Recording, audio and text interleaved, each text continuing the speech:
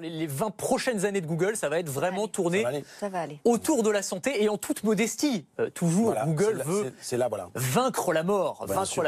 Et c'est vraiment un de leurs enjeux majeurs. C'est-à-dire qu'ils ont créé une entreprise exprès pour ça. Ils ont investi plusieurs milliards de dollars dans une entreprise très mystérieuse qui s'appelle Calico. Et la feuille de route de cette entreprise, eh bien, c'est de traiter le vieillissement et la mort comme une maladie comme une autre. Comment est-ce qu'on pourrait faire pour soigner la mort? En gros, c'est ça l'idée. Vous voyez, ils ont engagé des biologistes de renom. On ne sait pas exactement comment ils travaillent ni sur quoi ils travaillent, mais en gros, le principe, ça va vraiment être ça, augmenter au maximum l'espérance de vie des êtres humains. Mais quand je dis augmenter au maximum, c'est pas 5 ou 10 ans. C'est-à-dire qu'on a un haut responsable de Google qui disait récemment qu'avec au rythme actuel des avancées technologiques, on pourrait vivre jusqu'à 500 ans, par exemple. Vous voyez, on est dans cette optique-là aujourd'hui. Ils ont un autre projet qui est passionnant. Pour voir la fin du monde, c'est super. Pour voir la fin du monde, par exemple. Non, j'aimerais bien, moi, vivre longtemps. Je trouve ça dépend dans quel état on est. C'est toujours pareil. Les gens seraient contents de me voir vivant plus longtemps. Bien sûr.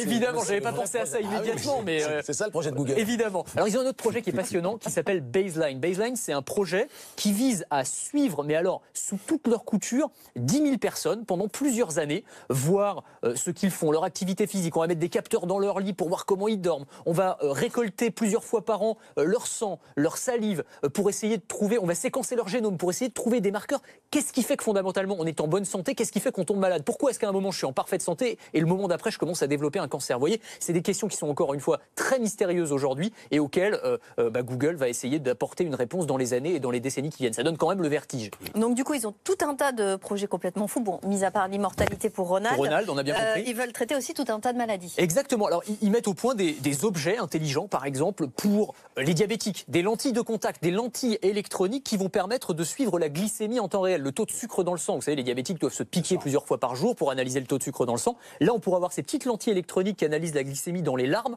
en temps réel.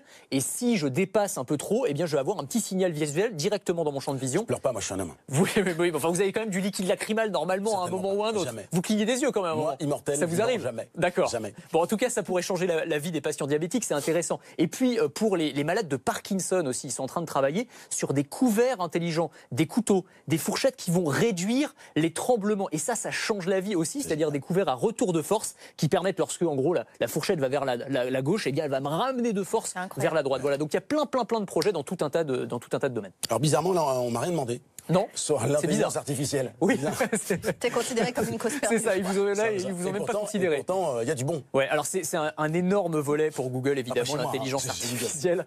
Et ils travaillent beaucoup là-dessus. Ils ont là encore une filiale spécialisée qui s'appelle DeepMind. Alors pas seulement dans la santé, mais ils travaillent aussi dans le domaine de la santé. Par exemple, ils ont mis au point un algorithme qui est capable d'analyser des images de l'œil avec autant de précision que les meilleurs ophtalmos du monde. C'est-à-dire qu'on montre des images de l'œil, on apprend à la machine à détecter que voilà, ça c'est, je sais pas, un glaucome, une dégénérescence maculaire, enfin tout un tas de maladies. Et la machine, eh bien, va devenir, en tout cas dans les années qui viennent, plus efficace à ce petit jeu-là que les médecins humains. Donc là encore, voilà, plein de projets qui donnent le vertige. Et ce sera ça, le Google des années qui viennent, pas seulement un moteur. Plein d'informations pour Google.